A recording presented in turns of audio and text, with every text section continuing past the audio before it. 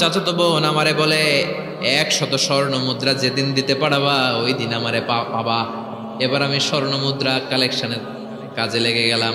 বছরের পর বছর চেষ্টা করে 100 স্বর্ণ মুদ্রা যেদিন পেলাম ওই দিন চাচাতো বোনের কাছে গেলাম, যে তার হাতে স্বর্ণ মুদ্রা দিলাম, বললাম চলো এবার আমরা অপকর্ম করি।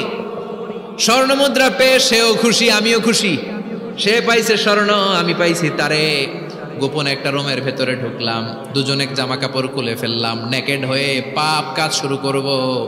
ইন দা মিন টাইম আমার চাচাতো বোন আমারে বলে, ও আমার চাচাতো ভাই, আমারে তুই আমার সতীত্ব তুই নষ্ট করে দিস না, ইত্তাকিল্লাহ, আমার সম্ভ্রম তুই শেষ করে দিস না, ইত্তাকিল্লাহ, আল্লাহরে ভয় কর। আল্লাহ, ওই মুহূর্তে ফিরে আসা কঠিন কঠিন, কিন্তু ইত্তাকিল্লাহ, আল্লাহরে ভয় করে, এই শব্দটা যখন শুনলাম আমার ভিতরটা কেঁপে উঠেছে।